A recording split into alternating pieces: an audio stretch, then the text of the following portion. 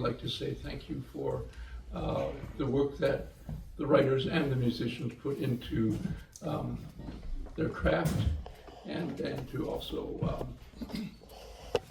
make them feel that they're worth something here. So poets don't get paid much, as you know. My name is Stan Kusunoki. I've been hosting this reading series. Next Chapter has been a fabulous venue for us, and of course they have a lot of really nicely curated bookshelves here. We'll start off with A.E. Wynter, and I'm real interested because this is somebody I have yet to hear, and so I'm always excited to hear someone who's new to me. A.E. Wynter is a Black writer from New York. She currently lives in Minneapolis, where she has curated multimedia art exhibits and organized many community events, including readings, open mics, and most recently, Reinvention, an online writing workshop series. Wynter has received grants from the Minnesota State Arts Board and was a fiction fellow in the 2021-2022 Loft Mentor Series. Her in-progress novel, Far Cry from a Woman, was finalist in the 2021 Miami Fellowship for Emerging Writers, and she received first place in the 53rd New Millennium Award for Poetry. Other poems have appeared in West Trade Review and Waterstone Review. Most recently, Wynter was the 2023 resident at the Carolyn Moore Writers Residency. Please welcome A.E. Wynter. Woo-hoo!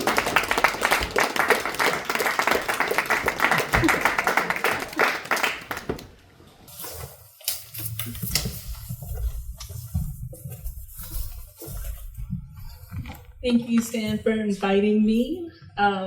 Didn't know I was first, so we're gonna shake that off.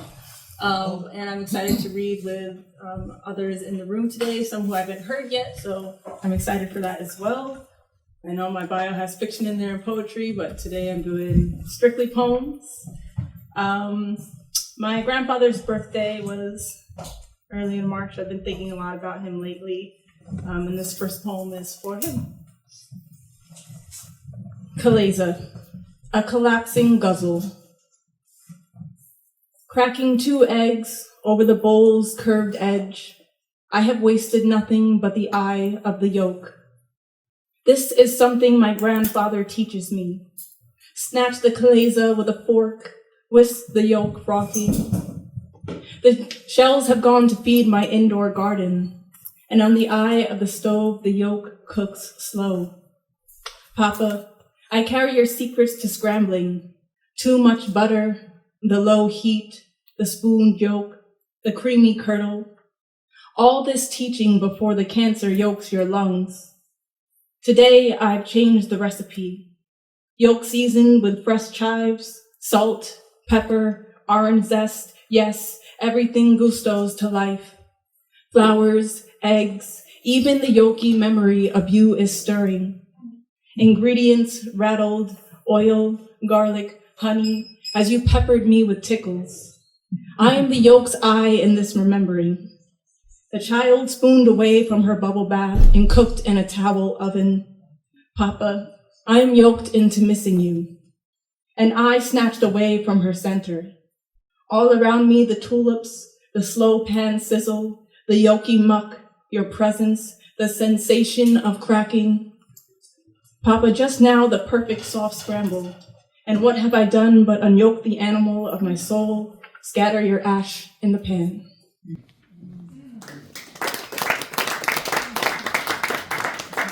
I forgot my water.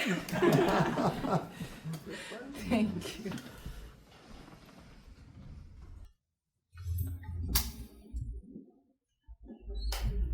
This next poem is from a series I've been working on. It's a series of, there's a lot of sonnets, but really a series of poems for little Black girls. I've been thinking a lot about our relationship with the environment and the different ways that we interact with it. So nature poem for a little Black girl.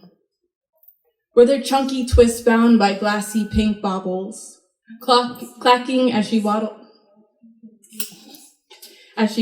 down the tummy of a hill. Here the dandelions surround. She calls them little lions, spears of yellow, white down found and plucked, scattered by a tiny wet boar, a wish nobody will remember. Now the sound of her mother reaching, baby, careful. Small things never are. Brave little dandelion seed head child, with your rebel twist unraveling, 2 button crooked buck teeth, grass stains on your tiny knees. Let us stay here, sweet girl, on this small mound of earth where your mother still pulls the loose hairs neat, and your biggest fear is the buzzing before a bee stings. Sit, sweet girl, here in the empty smile of a swing. Let your mother push you a little closer to God. Bloom your laughter under the sun. Let your ancestors kiss that tiny forehead, salt slick, smelling like cocoa butter and outside.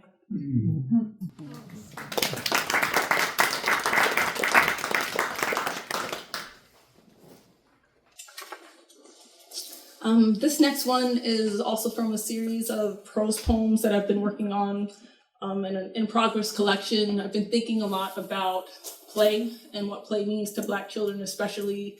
I've been reimagining it as a form of reclaiming the body in a world that is dangerous for Black children, and sometimes a home life that is dangerous for Black children. What does play mean? So, Vignette 1. God Will Save Me is a game my brother and his friends played growing up. Bodies loose, they would run out into the street, having half looked, quickly glanced, kind of, but not really checked for traffic. With their knees high and arms flailing like inflatable boys, like the spectacles our mamas told us not to be. But it wasn't a game until their voices reached you. Sounds climbing out the backs of clown cars, off key and out of tune with the serious builds of their body, silly. God will save me. But what did any of us know about God, except our Sundays were for dressing up? I would watch my brother and his friends play from the safety of the sidewalk, always smiling but half worried, borrowing a face from my mother. People here ran everything. Card tables and dogfighting rings, red lights and stop signs. The other day, I was almost hit by a Honda doing 50 down a side street. And how many times could you tempt fate before it grew teeth and look for something to bite into? But maybe that was the point. Maybe my brother and his friends understood even then the truth of being Black. Maybe they were practicing faith. God will save me. Calling out to God so the name would always come easily. Though I hear at the end, sometimes we call for our mothers. Or maybe they were letting go of choice because we were in high school and only a few years away from a string of close calls, like whether an officer believes you do, in fact, live in the neighborhood. God will save me. Perhaps I'm overcomplicating things. Truth is, Black people have always known too much about God. That kind of need for prayer is ancestral.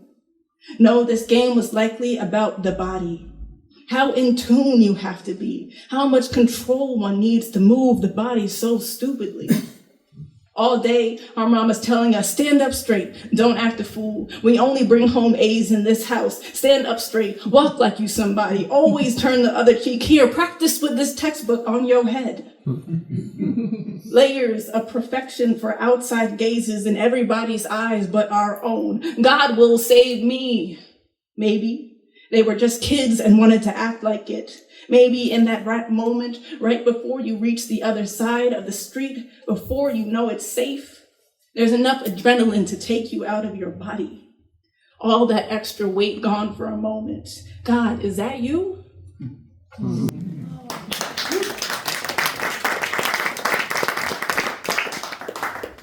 I forgot to time myself. How we do it? Okay.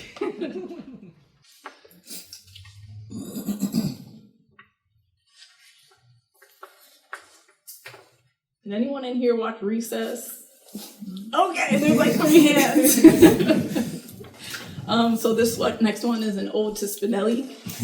I don't know if y'all remember the episode where we find out her name is Ashley. Yes. Tragedy. Ode to Spinelli. First name Ashley. When the playground dropped its jaws, I understood your secret. While you buried your name beneath an orange beanie and combat boots. I saw myself in you. Every fist, every stain, every grass and mud-fed feud. At lunch, I once slapped a boy with a milk carton for stealing my pizza.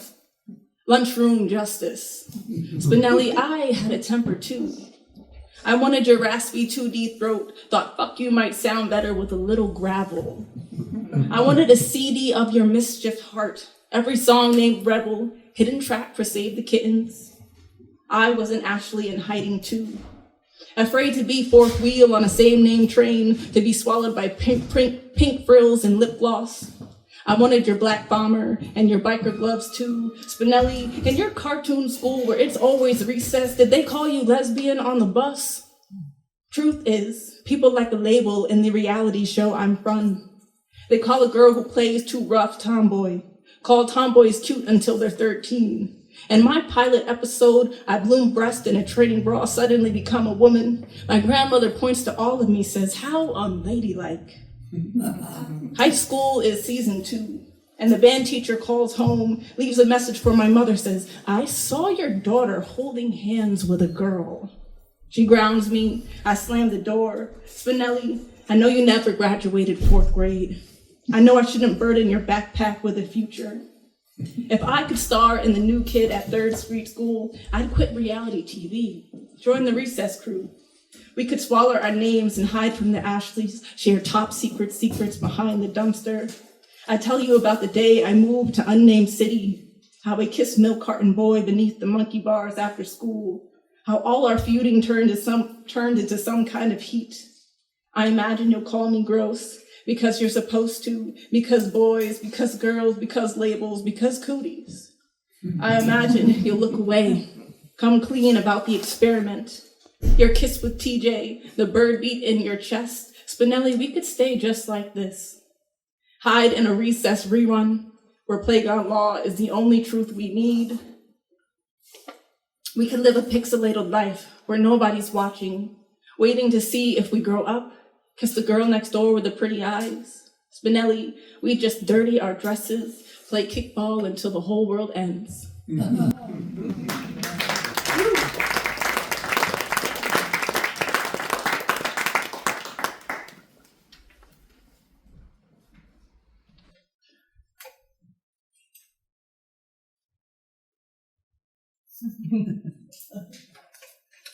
I don't know how I'm doing on time, so I'll do one more. This next poem is a double golden shovel. I'm borrowing lyrics from Lupe Fiasco. It's called Track 1, Kick Push 3.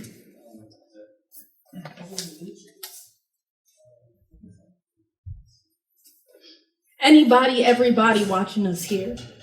2 black kids full throttling down the blacktop. Yeah, good pavement, a luxury. So we took it. Out in Garden City where they white step side look. Grinds up a soul. Being too dark for the garden. Still we coast, roll. Cause we ain't mad at the world yet. Just searching, skating till the cops called. Some scared lady clutching purse. And what world wouldn't be afraid? The audacity of a black body in flight. Me and my brother glide like we was never born to touch the road. They hate the freedom of it. Those people wondering did theirs too. Look, garden bodies too self-bound to fly.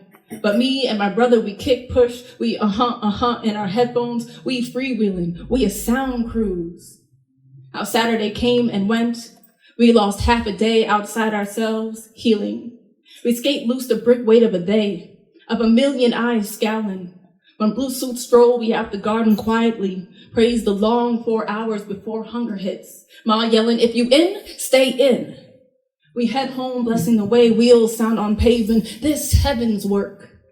Come Sunday, we back again. Where we from wouldn't need no smooth streets. Our bikes leaping potholes. Today a whole hood getting dirty. Take us to collect our scars, reclaim these bodies. We playing chicken on bikes. Call us ghetto, them drive-by outsiders. But we know what it takes to lift the darkness, the weight of black kids. There, down the block, see us BMX colliding. That's us shaking loose our wings, taking off.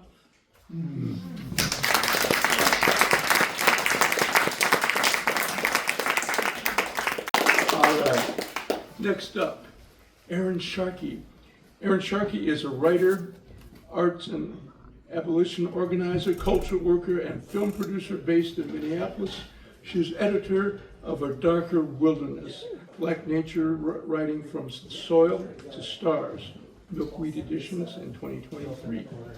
Erin is a founding co-op member of the Fields at Root Springs, a retreat and respite space in central Minnesota, and co-founder with Genoa Petrus of experimental art collective called Free Black Dirt. She is producer of film projects including Small Business Revolution, which explored the challenges and opportunities for Black-owned businesses in the Twin Cities in the summer of 2021. Sharkey has received fellowships and residencies from the Loft Mentor Series, Vona Voices, the Gibbons Foundation, Penumbra Theater, Coffee House Press, the Bell Museum of Natural History, Black Visions, Headwaters Foundations, and the Jerome Foundation. She has an MFA in creative writing from Hamline University and teaches with the Minnesota Prison Writing Workshop. Please welcome, it's been too long, Erin Sharkey.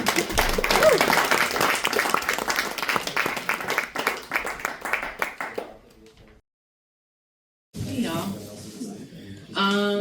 Yeah, happy to see everyone. So I am gonna read some from A Darker Wilderness. Famous neighbor in the back is also featured in A Darker Wilderness. I encourage you to pick up the book so they can read his essay in particular. So to explain it, the book is a collection of nature writing. It's got 10 original essays, and each of the essays in the collection are anchored to an archival object and in conversation with that object in order to emphasize the way that Black folks been in relationship with nature. We've been stewarding and in relationship with nature since the beginning of this project, the America Project. Let me know if I should speak louder too. I can do that. Yes, please. Okay, let me move this a little closer. I'm a little soft-spoken, unfortunately. So my essay in the collection is called An Urban Farmer's Almanac, a 21st century reflection on Benjamin Banneker's almanacs and other astronomical phenomena. And so I thought first by letting you know a bit about Benjamin Banneker, but mostly I wanted to talk about the Best Days calendar, which is part of a farmer's almanac. It's my favorite part. It's sort of like astrology for farmers.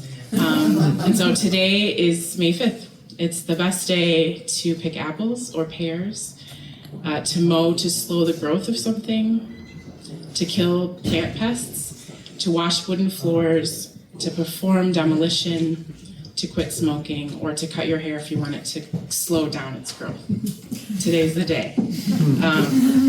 So what I did for this essay is that I took the Best Days calendar as a form, and I wrote reflections about what I thought the best days were for an urban place, for a city place, for a urban farm. And I lived for 10 years on an urban farm in Western New York, in Buffalo, New York, called the Massachusetts Avenue Project.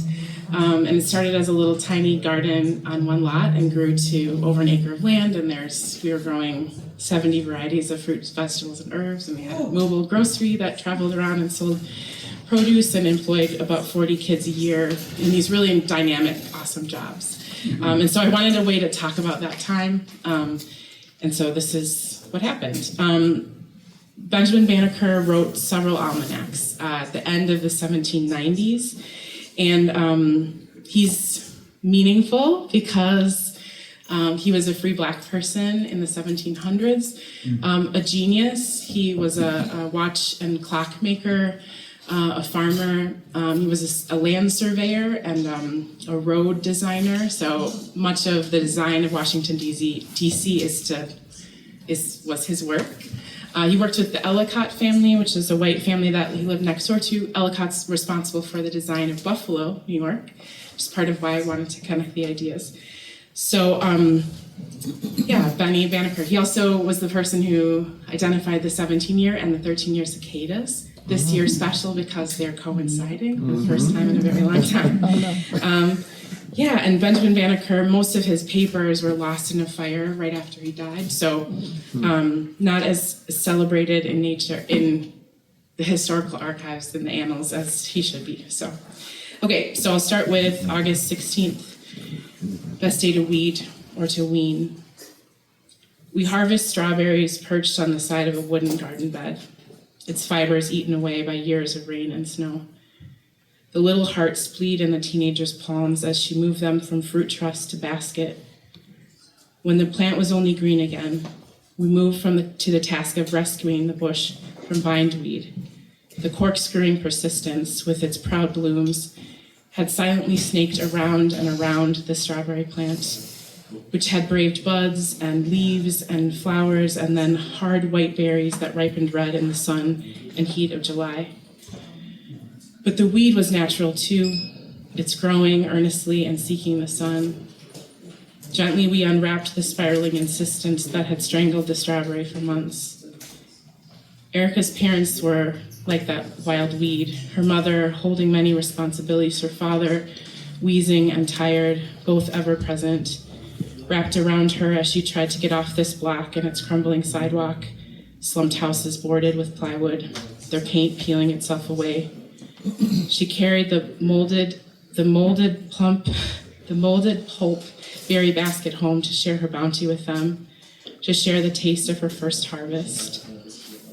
September 27th, best day to use your food stamps, to go downtown to apply for Section 8, to buy cigars at the corner store, to walk down to the river, to fish with your nephew. Summer morning's chores become fall's afternoon chores. The farm is silent until the teenagers arrive, bent-backed and weary from their day, setting off on tasks, relieved for the familiarity of routine, for labor with their hands and the large muscles of their backs, for taking their time. Today in the neighborhood, it might be the best day to put your car up on blocks, to put your body between the metal workings and the concrete, to drain the oil, to use tools. Antonio always volunteers for chicken coop duty. He likes the quiet. He used to be afraid, but now he pushes their stubborn bodies aside and away from the heat lamp. In hushed whispers, he reassures the brightly colored hens and thanks them for their warm gift, Easter egg-hued eggs, their biological instinct. Clucking, though now forgetful and unworried, the birds wander out of the coop and towards the compost pile. The boy knows duty. At home, he is responsible for getting his sister to the bus after picking out the pieces of her uniform, the khaki pants and navy polo with the charter school logo embroidered on the chest, and brushing her ratty hair, forcing an elastic band around it. He sometimes takes a couple of eggs home and cracks them in a big blue bowl and bathes slices in it to make her French toast. But she drips syrup down her front, so most days the menu is peanut butter toast or cereal. July 3rd, best day to declare your independence, to make a fire, to show your colors. The neighborhood starts to smell like sulfur back in June. Now the night is startled awake by the whir and crack of a fountain of lights. Kids throw explosives under cars passing along Rhode Island Avenue. The city canceled their display downtown and in Front Park because of the cost of cops, overtime for cops. So lights on the next block, a green gash in the darkness, a spray of purple and smoke on the horizon for weeks on end.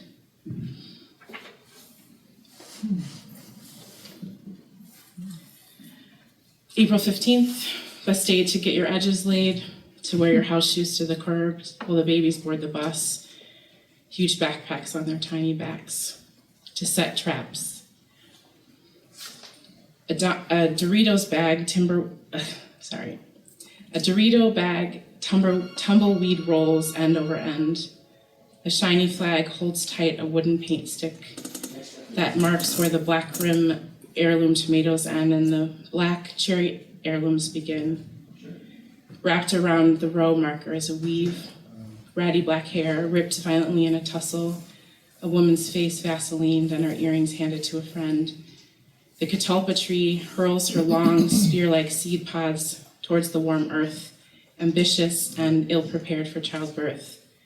most of her babies won't live. Sure, there are squirrels and aphids and mites and lacewings. And one summer there were days of bloated rat bodies, escaped from the meal of green foam, poisoned to die belly up in the sun. But the 8-year-old boys who come wielding sticks, imagining like boys do, other lands and other times, their feet trampling rows of beans, are the worst, because you can't blame them.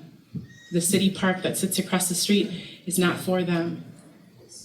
The park is broken glass and condoms. It's no place to imagine someplace else. Some people believe Benjamin Banneker was descended from the Dogon people, who knew of Saturn's rings and had counted moons and had identified the Sirius and Digitera and sorghum stars, that perhaps his kin had survived the horrors of the belly of the ship, that from the land of the Portuguese called the Costa de Pimenta, or the Pepper Coast, that his name was derived from Banca for his grandfather, or for Banca for the place in West Africa that would later be called Liberia for its promise of freedom for America's formerly enslaved. He wrote the Almanac and Ephemeris in 1792, followed by 5 more years of more almanacs, which featured natural and scientific writing, such as tide tables, weather forecasts, solar and lunar eclipses, and growing schedules, as well as political commentaries, poetry, and proverbs. The Haudenosaunee, the Longhouse people, the stewards of this land, looked to the sky and told of a woman who took her sons, the moon and stars, and nursed them on her breasts. She was the one who placed the light in the darkness. How does time and observation work in the hood? Does an urban area have its own rhythms, its own calendrical energy?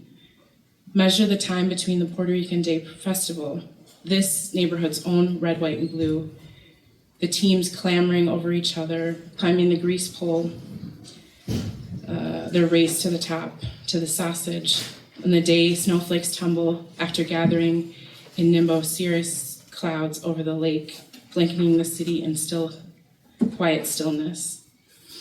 And then I'll just end with the end.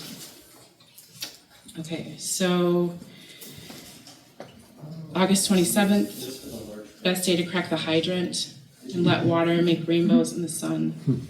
Let it rain, let it clean everything it can reach and leave the pavement shiny and black. November 2nd, best day to take the man up from a few blocks over on his offer to breed his blue-nosed pit bull with yours. April 17th, best day to braid hair on the front porch, to stand in line at the free clinic for ham for Easter. The dilapidated house adjacent to the urban farm was a pale pink, its lead paint cracking and peeling, rust-eaten railing running up its concrete front porch, and its crumbling stone walls. Inside, the floor had been cut open for its copper parts, leaving a wide gaping hole duct-taped closed. There were 2 bedrooms at the peak of the house, one facing front and one back. A family lived here for a long time. Maybe it was the water bill climbing and climbing, spilling over, sweeping the family away with it and towards foreclosure. Maybe they watched the neighborhood change and followed the Italian families when the block browned. Maybe they left in search of jobs when the General Motors plant closed, or the Bethlehem Steel plant, or the Trico plant, or the other plant, the place they had worked since they were teenagers. Maybe they'd been the ones to plant the rhubarb in the yard, sent the kids out to break the stalks and bring in armfuls to sweeten for pie, though the kids would always dare each other to try the puckering sour juice from the end. Maybe they planted the raspberry bush that spread and spread without tending. There was a family here before the house sat empty, before the electricity was cut and the water, before the scavengers came in search of stuff to pawn or scrap, before the elements ate away the building, nature doing its job, consuming the dead, pulling the remains into itself. There was a family living here before its ownership was acquired by the city, which then sold the house for $1 to a nonprofit already doing work across the street, already occupying another building left empty when that same city abandoned it. An almanac trusts observation and prediction. The magic of its accuracy is both in the longevity of its observations and the faith that there is a pattern to observe. The waiting will reveal the design behind the phenomena. Nature isn't good or bad. Nature is a relationship, a big map of interconnectedness, of needs met, bodies transformed. The hood is a natural place. The hood was natural before the garden grew up in the middle of it. And above the garden, the moon is faithful and sits in the same sky Banneker looked to make his predictions.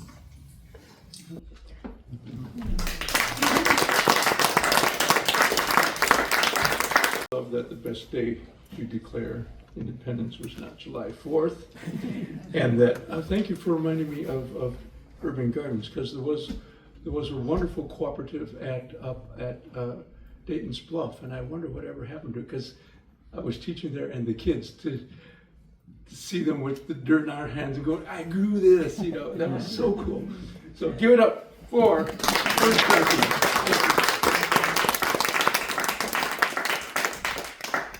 Next up, another new voice for me. Christian Avey is an aspiring, you're not aspiring, come on. Is an aspiring artist, author, writes about inclusion and resilience. He believes that connecting to the reader means breaking away from stereotypes and embracing intersectionality. Christian is a graduate of Savannah College of Art and Design, where he earned his bachelor's degree in interactive game design. He's also online moderator for the Loft Open Voices Writing Group. Please welcome Christian Avey.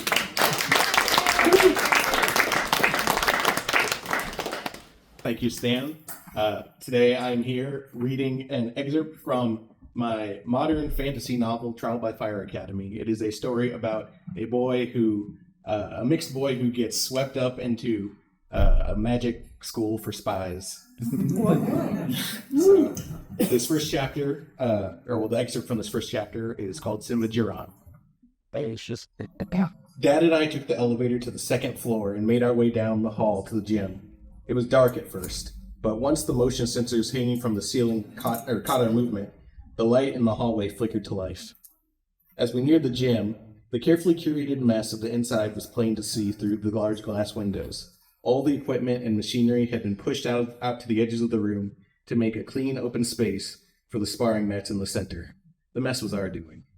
Dad and I had once made a routine of moving the equipment out of the way so that we had room to do our training. But with how heavy and unwieldy it all was, by the time we had finished moving it, we'd have already exhausted ourselves. After several months of this, we started to notice that we were the only people who were actually using the gym. Once we learned that, we stopped bothering to put the equipment back whenever we left, and the gym became our dojo full-time. I had since grown accustomed to seeing the gym in this messy state, but it still surprised me that no one had seemed to complain or attempted to restore it. Once inside, my dad made his way across the room to a utility closet where he'd stashed our training senbuto. Senbuto were basically wooden swords made from sturdy bamboo. They were padded too, which was nice, but getting hit by one still hurt. Dad tossed my senbuto and I snatched it out of the air. You know the drill, Maleo. Dad stood tall, straightening his back as he closed his eyes. He held his senbuto in front of his chest, the tip turned to the floor as he took in a deep breath. I stepped onto the mat and mimicked his actions. As the air filled my lungs, I felt at peace. I allowed my mind to clear so I could focus on the training ahead of me. I kept my eyes closed as my father continued. It starts with your breath, he said. It was the phrase he used to begin all of our training sessions. As you breathe in, focus on that energy. That is your pasundo. It is the source of your strength. Feel it stirring within you and follow it throughout your body. Then release. At his words, I exhaled, doing my best to feel what he had described. Now, Dad continued in a calm voice, take that energy and center yourself. This is the most important part of any battle you may face. Keep yourself calm and composed. That is how you can beat any foe. Next, focus on your opponent. I opened my eyes to see my father watching me. He wore a smile on his face, but his eyes appeared sharp and serious.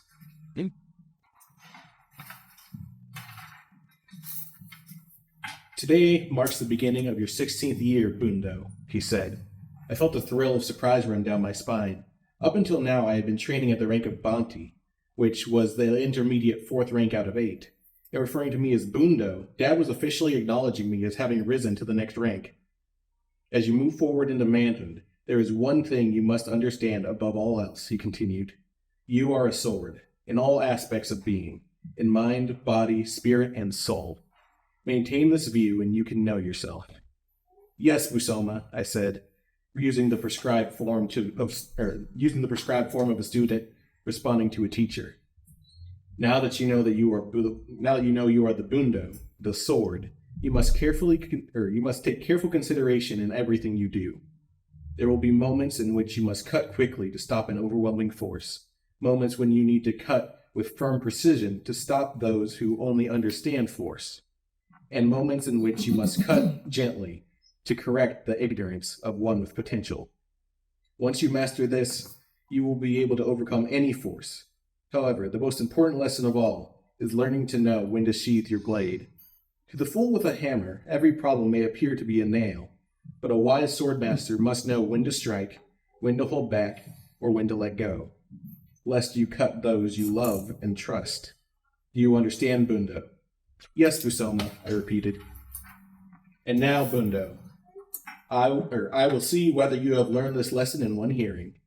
You will face a force, identify and rebuff based on what you have been taught. Dad unsheathed his senbuto. Ward, Bundo! I positioned myself into the warding stance, prepared to defend against my father's attack.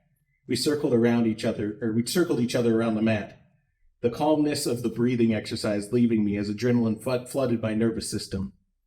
This was always the worst part for me. I hated waiting for a strike that I knew would come, but I didn't know when or from where. Even as we circled, my dad kept his face locked and firm, his expression inscrutable. Still, my dad had been training me since I could hold a senbuto. He taught me how to anticipate an opponent's actions. I cycled through these lessons now, keeping track of his position and any micro movements he might make. Eye to eye to hand, eye to body. Stay light on your feet, I reminded myself. You ready? Dad asked. Suddenly, the question caught me off guard. Of course I was ready.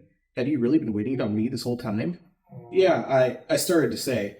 I saw the moment his eyes changed and instantly realized my mistake. I didn't have time to finish responding. The moment I spoke, Dad lunged.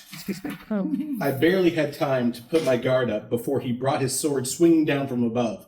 A loud pock rang out through the gym as the swords clattered together. Overwhelming force, I mentally cataloged the blow. My dad wasn't holding back. With the amount of force he put into the swing, I was surprised the wooden swords hadn't snapped. I didn't have time to consider anything else before he made his next move. He brought his senbuto up and thrust it forward, forcing me to sidestep out of the way. His senbuto grazed my arm, but it wasn't a hit. He thrust again, forcing me to dodge once more. I blocked the next jab, but he was moving too quickly. I couldn't keep this up if I did change my strategy. On his next thrust, I ducked into a roll, maneuvering myself to the opposite side of the mat. I had hoped to get some distance between us to give myself a chance to regroup, but by the time I was back on my feet and facing him, he was already beside me again. Never turn your back, Bundo. Dad brought his sword down in a vertical slice. That was lesson number 1. I brought my sword up to block when my father suddenly pivoted. His swing completely missed me. I started to chuckle to myself. Then I felt the wooden blade slice through my chest from below. A soft cut to correct ignorance. I realized then that I should have gone on the offensive. Instead, I'd fallen into a defensive pattern and run away, telegraphing to my opponent that I was afraid. I only had a moment to absorb the realization before my dad directed another thrust toward me. The attack surprised me. I had thought the battle was over, considering my dad had just sliced through my chest. Startled, I jumped back, but then stopped. It was happening again. My father was forcing me into a defensive position, trying to get me on the back foot. Well, not this time. Ending my retreat, I pressed my own attack, twisting out of the way but maintaining my forward momentum as my dad thrust his senbuto at me in response. I aimed a downward strike at his shoulder that he effortlessly avoided. Even so, I was rewarded with a smile of approval. The smile grew bigger as I followed the strike with the diagonal chop. Hold your rhythm, Bundo, Dad said, dancing back as he blocked the chop. He lunged forward, striking from below, but this time I was ready. I moved my senbuto into position and blocked the strike. The force of the blow sent shockwaves through my hand, but I held my ground. I felt a grin spread across my face. I couldn't help myself. I thought you weren't going easy on me. I jumped back, keeping my sword in front of me in case he followed. Just as I predicted, Dad didn't let up an inch. This is still a lesson, Maleo. He matched my speed, advancing to keep me from gaining any ground. I'm allowed to give pointers. Well, how about a pointer from your bundo then, I said, unable to keep the pride out of my voice. My dad laughed and swung his Simbuto in a sweeping arc, which I easily blocked. As the blades connected, I tilted my sword down and sidestepped around my father. Without an anchor to hold his weight, Dad fell forward. At least, that was what was supposed to happen. Instead, he rotated his hand so that he was holding his Simbuto in a reverse grip. Then, with a sudden flick of his wrist, he angled a fast swipe at my chest. The reverse grip didn't provide enough range for him to make contact, but I still reacted. Stumbling back, just not far enough. My dad spun around and pressed the tip of the Simbuto to my chest. How about we leave the pointers to the professionals, he said, straightening his stance. The last strike was one of stealth, a cut given by the enemy you never saw coming, the one that knows you even better than you do. I groaned, stuck out my tongue, and fell to the floor, pantomiming a gruesome death at the hand of my father. Dad laughed at my antics before checking his watch. All right, Bundo, he said. Training is done. Let's take a quick shower, and then let's get you to school.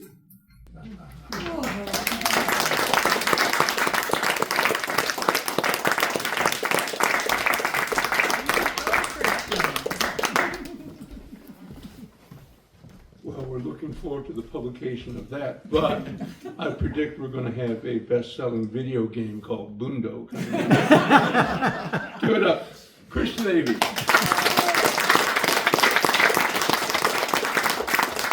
But she is a musician, photographer. If you're on Facebook, check out her photographs. They are, some of them, to me, evoke striking cityscapes. So she makes her home in St. Paul, Minnesota. As a musician and composer, she has recorded and performed in the Twin Cities and throughout the Midwest. As a radio producer, she created nationally syndicated shows about the history and culture of jazz. As a photographer, she has had her photos featured at Praxis Gallery in Minneapolis and in the online gallery Decagon, based in New York City. Seline's artistic work is inspired by her curiosity about humans and the environments they create both emotionally and physically. Seline loves staying busy. Sailing is a newfound love, and she's active as a crew member on sailboats here in the Twin Cities, as well as in her own town of Milwaukee on Lake Michigan. You can find her photographs and blog posts here at https://Seline.photography. Please welcome Carole Seline, and we'll set up here.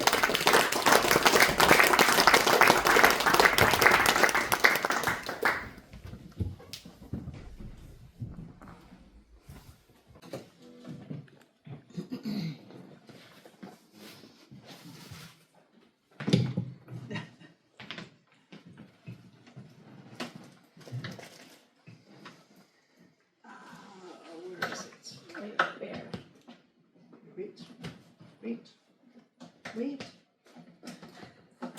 There we go.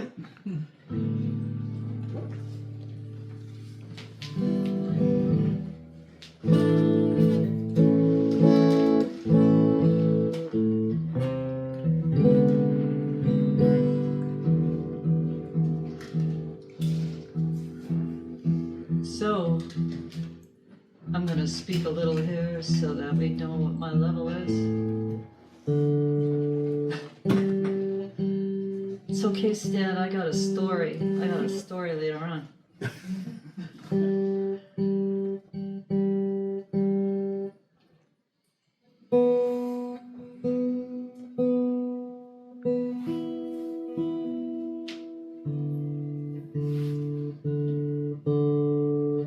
Anybody else have a guitar? No, I love this guitar. This string is just not liking me today. Okay, that one's good. Okay, close enough.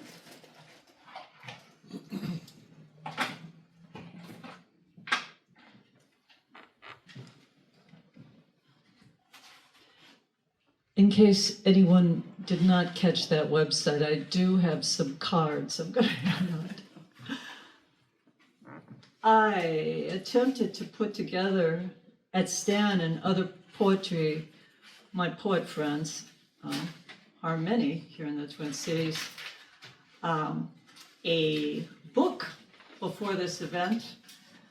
And for the first time in the 3 years I've been taking photographs, I looked through my poems, my yes, they are actually pictures. And I have 9,000 of them. So I don't know how that happened. But, so it's going to be happening. I'm going to put together a book of my my photos, but it's a bigger problem than I thought.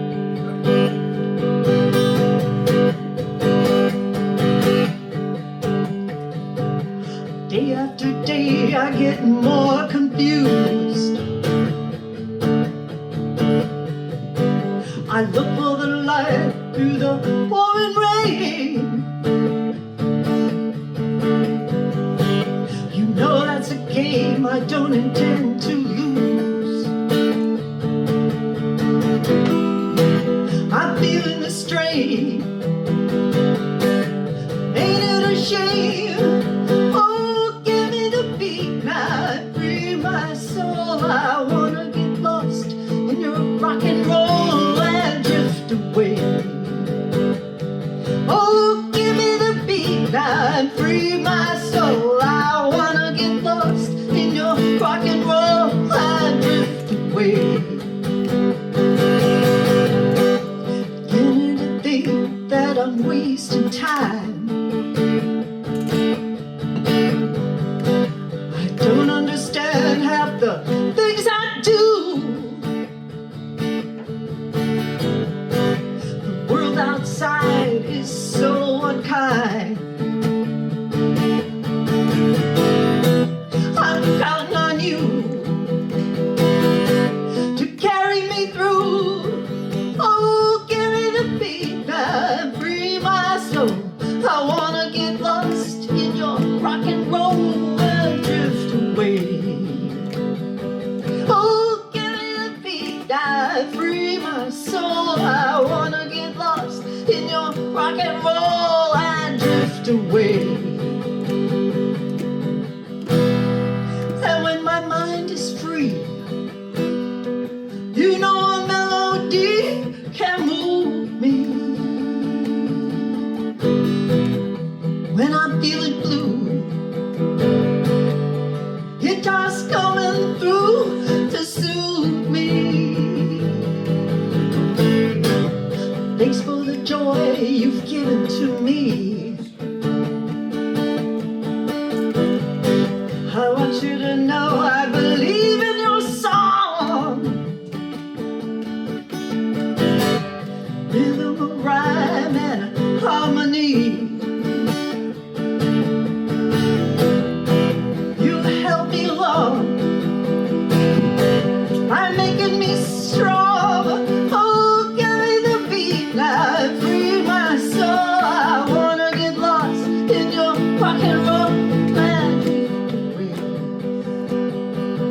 Oh, give me the beat now. Give me the beat now. Give me the beat now.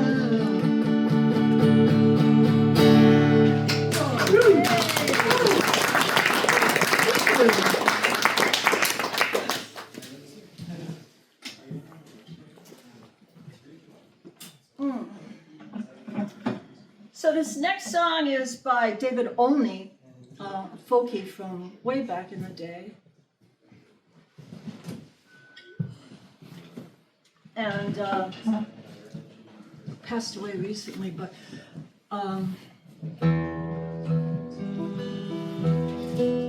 since I usually play at coffee houses and wine bars, I don't get a chance to do very many quiet songs. So I'm going to take advantage of the situation. This is called If My Eyes Were Blind. If my eyes were blind, darkest night would never hold a mystery. If my eyes were blind, I'd hold your features fast within my memory, within my mind. If my eyes were blind, should my voice grow weak, only you could hear the voice inside me. Should my voice grow weak, never with the word would I deny thee. I would not speak. Should my voice grow weak, should my mind grow dim, innocent as on the day God made me.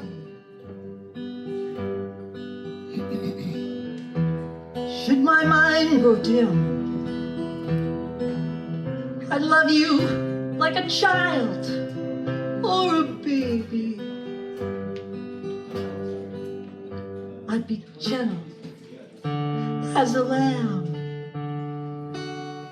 Should my mind grow dim, when my youth is gone, in my eyes you shall remain a beauty.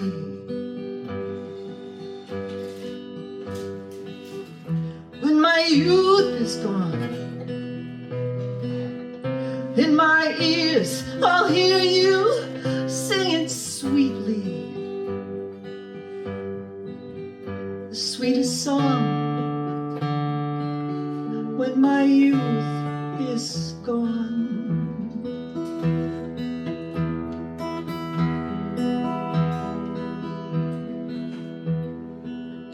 when my body dies, darling, I could never leave you lonely. My spirit shall rise to comfort and to care for you only, to sympathize when my body dies. When my youth is gone, should my mind grow dim, should my voice grow weak, if my eyes were blind.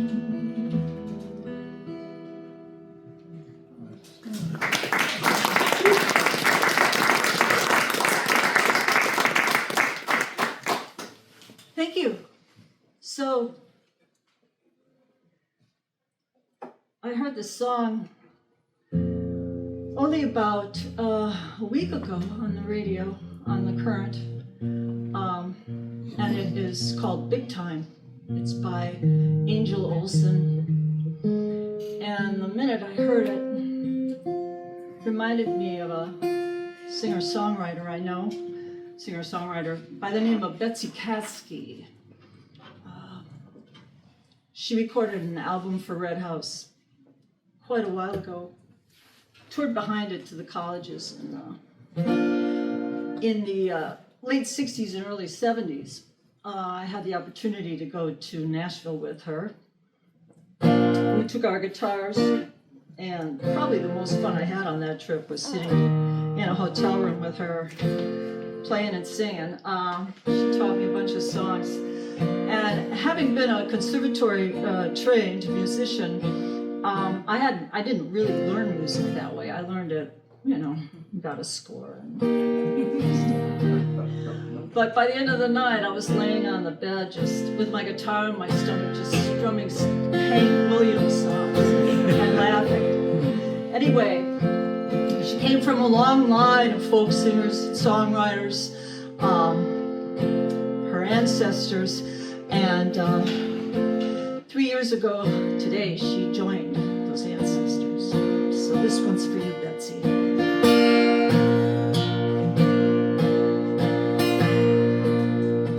Good morning kisses, giving you all mine. Pull back the curtain, show me the sunshine, eating this coffee, meeting some nature.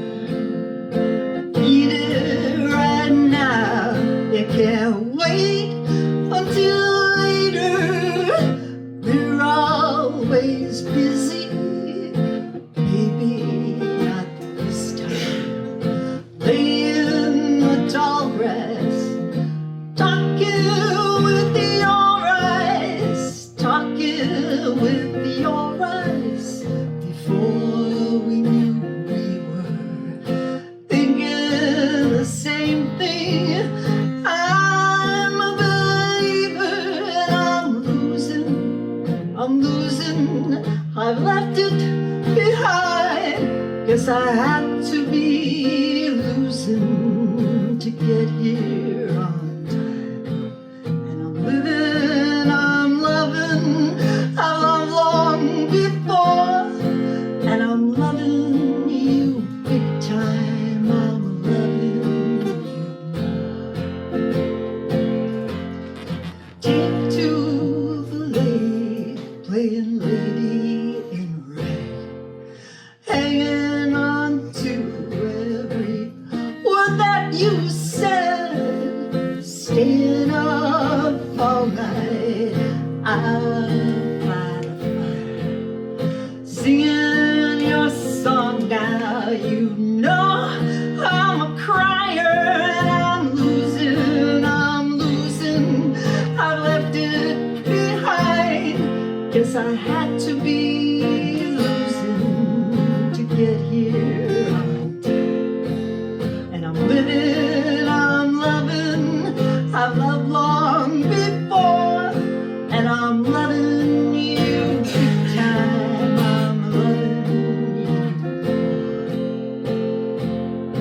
And I'm loving you big time. And I'm loving you big time.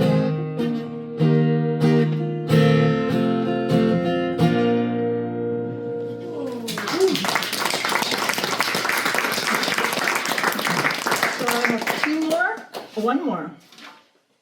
Okay. Well, Stan, I have to tell you. Okay, how did I come to be here, and how did I come to know Stan? Well, I had a jazz group called Naima that was comprised of all women. I was a drummer in that group. I also booked the band. And we used to play a lot of events around the Twin Cities. We made a couple CDs. And I got a call to play Take Back the Night Rally in Rochester. And we loved to play these kinds of events. We played the Dakota and all that, but it was always fun to play these. And I got there, and this really gracious, just really supportive, wonderful guy was running the show. And afterwards, he asked us if we wanted to have a bite to eat after the gig, you know, if we wanted to before. Usually we took off right after a gig, but everybody was just vibing, and it was really cool. So we stuck around, and I sat next to him in the booth, and I remember at the time I won't go into it, but I had a job selling cars. And a series of events led me to that career. And when he told me what his last name was, I stopped for a second, because I had worked with this guy at this car dealership when not very many women were in the car business. And this guy was just sweet and kind and wonderful and just supportive. And I said, "Do you happen to know Jim Kusunoki?" And he said, "That's my dad." So the apple does not fall far from the tree at all.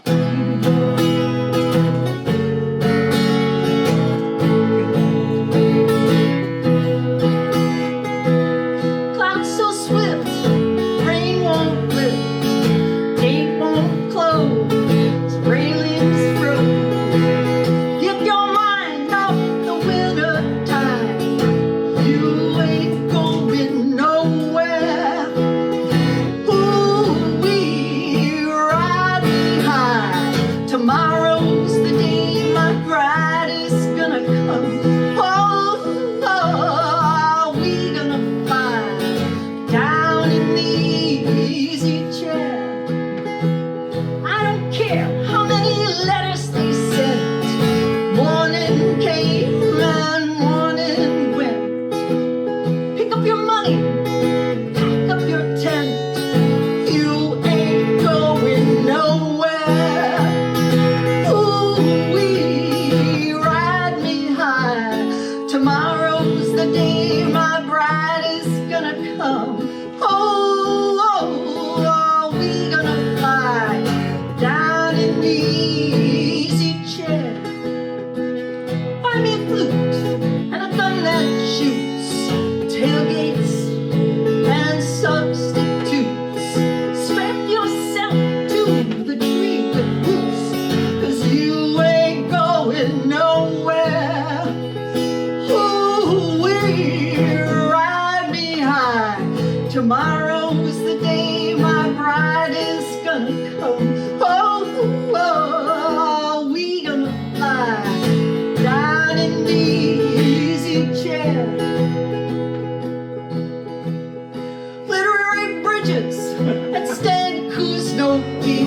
In my book, you're okie-dokie. I'm glad that we met. I'm glad that I'm here. We ain't going nowhere. Ooh, we ride me high. Tomorrow's the day my bride is gonna come. Oh, oh, are we gonna fly down in the easy chair? Thank you. Hi, everybody. Hello. It's good to see you. I'm delighted to be here and to read. I once read a short bio piece of a poet by the name of Ruth Stone, and she described being invited to read and how exciting it was, and I said, yeah, sure. The first one I want to read was sparked by a quote, actually a translation of a Rilke poem, where he says, "I love the dark hours of my being." And this is called Night Lights. The bedroom light burns after I fall asleep. My book open to the page where the murderer sneaks away.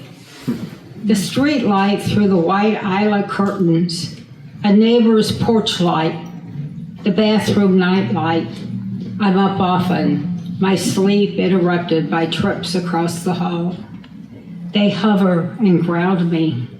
I sink into the pillow, burrow beneath the down comforter, my cat curled up beside me, flicking her tail into my face. Then, awake to turn off the light and sleep again. It's not that the dark is loathsome or fearful. It's an envelope, and inside there's a mishmash of what happened when I was 4, when I was 44. Days between and after melded into a swirl. My brain picks up signals, this time from outside, not from the streetlight flickering inside its antique globe, but further out. The safari jeep chases the giraffes galloping across the Serengeti. I munch on cucumber sandwiches at high tea in London. Follow the rail lines into Auschwitz. pay homage to the scarred calorie pear tree at Ground Zero. Walk through Saint Germain, a crusty baguette from Isabel's. They bring me into morning. Chirps of robins wintering in the fir tree, and my neighbor's truck as he leaves for work. Coffee brews, and I contemplate the lights a day light offer me.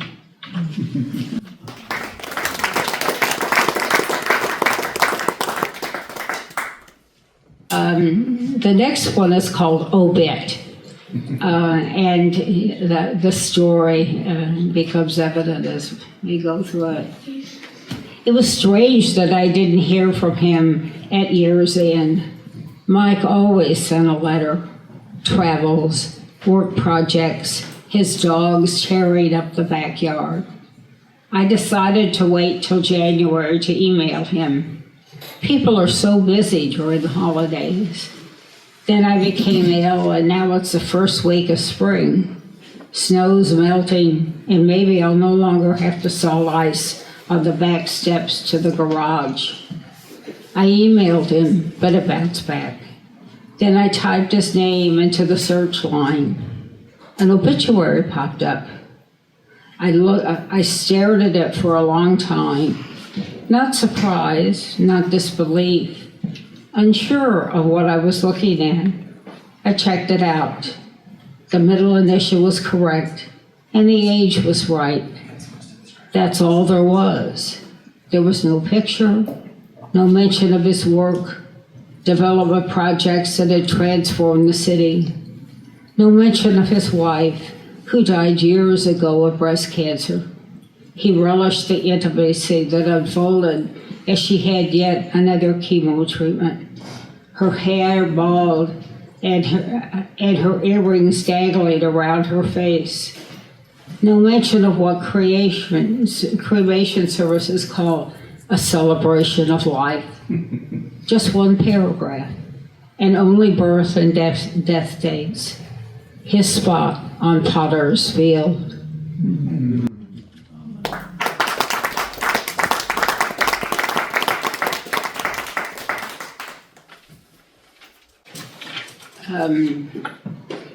One can't help walking around St. Paul and looking, well, I should back up.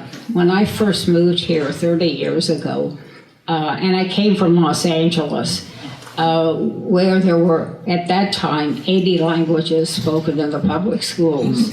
And I was used to seeing everything.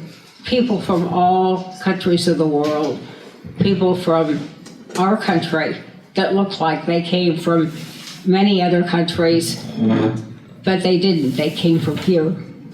And then I came to Minnesota, and I grew up in the Midwest.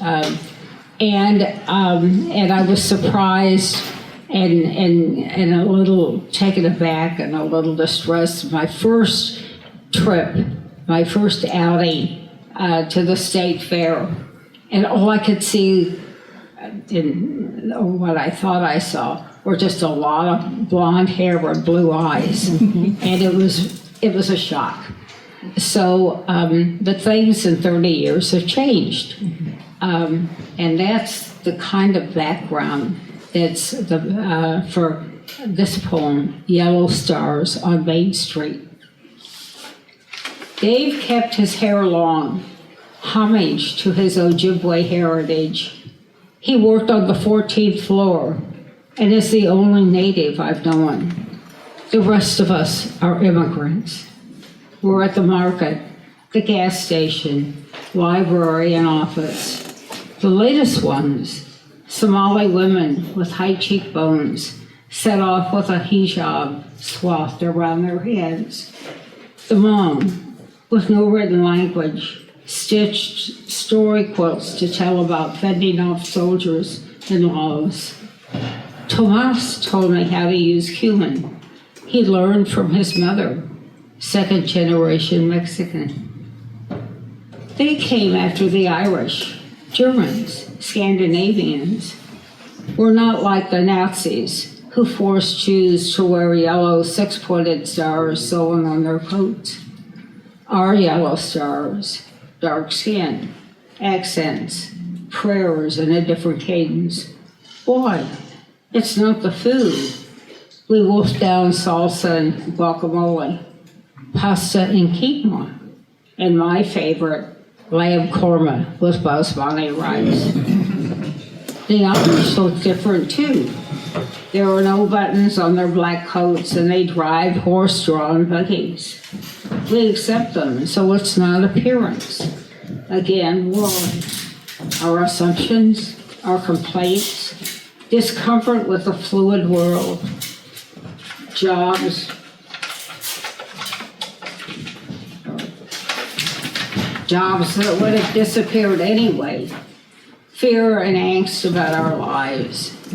We threaten to send them back, keep them out, haunt them. Haphazard persecution could become organized killing. It's happened before. We don't need Nazis to create yellow stars. And what became of the blank paper where we write our stories? That's why we came here, beginning with the Puritans. We were all on the boat.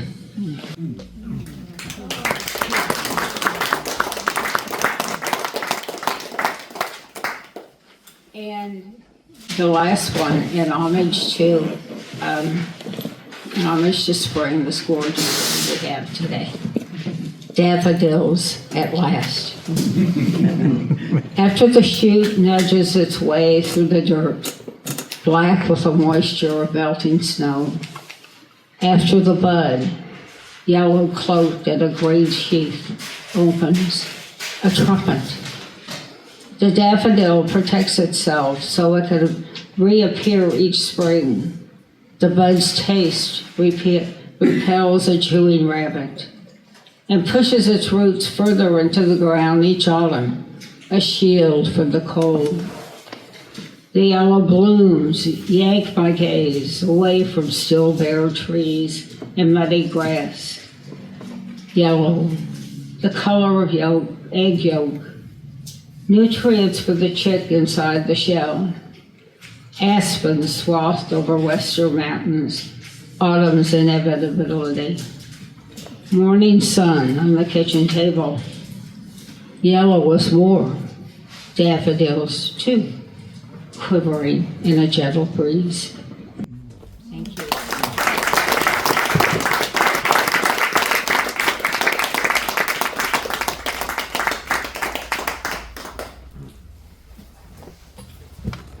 Wow.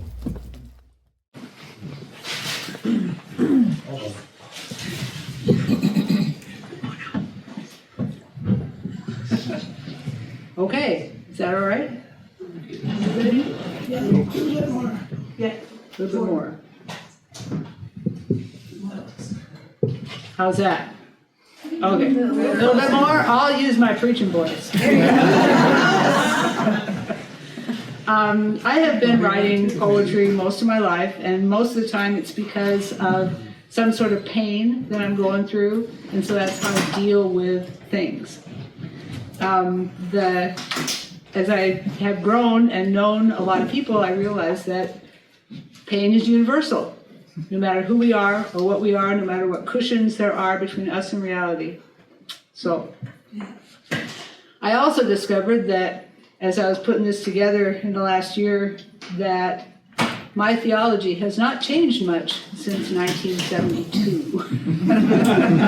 When I wrote, "Love was the message, but most of his followers misunderstood, taking it to mean pity and domination and automatic membership in the Eternal Elks Club in the sky."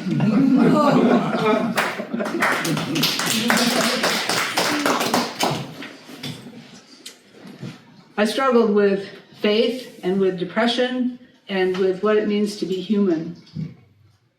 And I was taking a cross-country trip with my brother and another friend, and it was raining, it was construction, it was a semi who didn't believe that I was going fast enough on the rain-streaked mountain roads that they were doing instead of the interstate. So anyway, Even with all our ugliness spread across your majesty, the gray mist of human stink and misery, even so, there is still a shining and a glory, if we but choose to see, if we but choose to hear, if we but choose to listen in the quiet moments of our souls.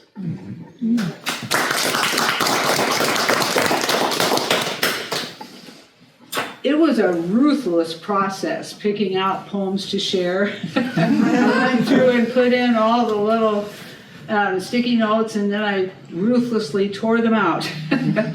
So I went from 1972 or 1976 all the way to 9/12/01. The alarm sounds, the day begins. The body is dressed and washed and fed.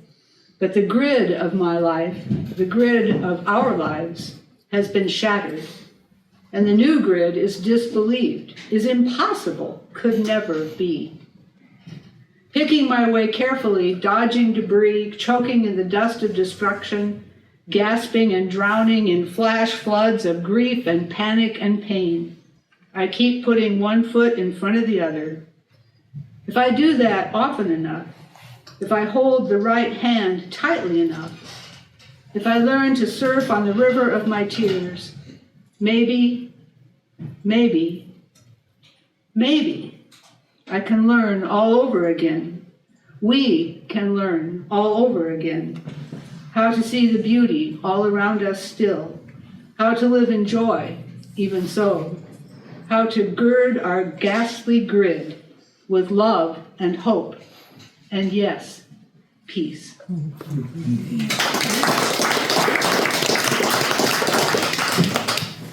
And most of my poetry is just by date, and some of them will actually be understood.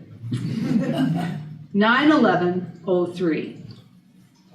2 years, and what has changed?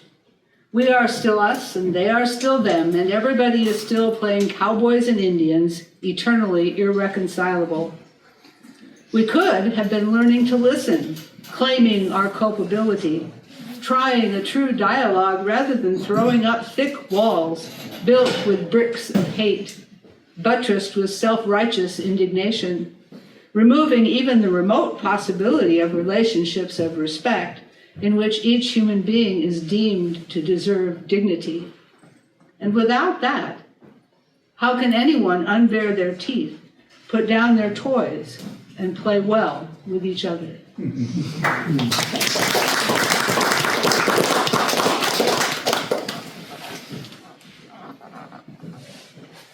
5/29/16.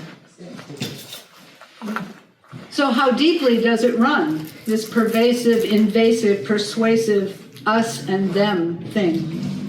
Whether nations or neighbors, regions or relatives, generations or genders, tribes or towns or twins, we all want to build a wall of bricks or words or images that make the division clear. I am we and you are them, and we know that they are against us. So we have to protect ourselves with barriers and bullets, with definitions of dastardliness, with fostered fear and learned loathing. Is it software we can detect and delete? Malware downloaded when we weren't looking? Or is it hardware that is hardwired into our thinking and feeling and believing that we can rewire or rewrite?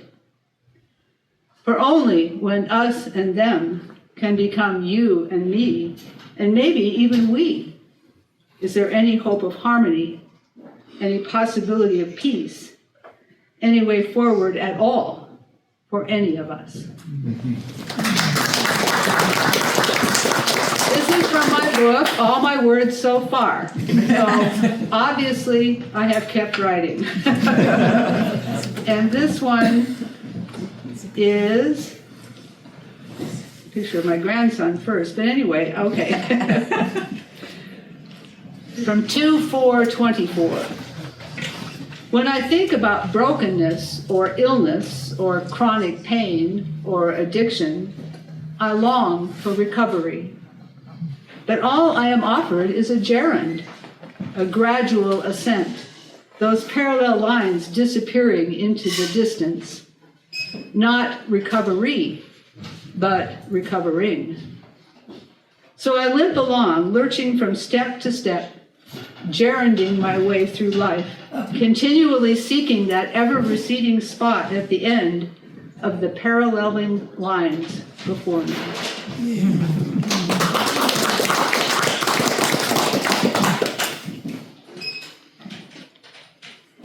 And then I found, again, a circularity to my writing. This is from 1972 as well. I have a question for you, O universe, but I don't know what it is, and I need the answer. That's okay, this is connected. 4/9/24. To know love and not doubt it, I'll start over. To know love and not doubt it is an overwhelming flood, filling my heart with the tidal wave of the knowledge and the depth and the truth and the bottomless pit of what it means to be loved. The incalculable gift of human connection, the illimitable grace of heart to heart, the incomparable honor of openness and joy. I heard once we can only bear a dozen such relationships, but there are many more that I hold in my heart. And it seems the capacity keeps growing too, sometimes in creeping little steps and often in explosive shattering. How many of us can you possibly hold within your heart, O Holy One? And now the words omniscient and omnipotent shift slightly on their dictionary page, referring less to power and might and more to compassion and capability.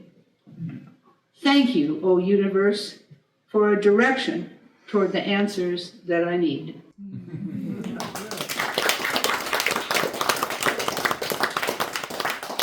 When Stan told me how long we had to do, I said, oh, that's about a sermon's worth then, right? Thank you so much.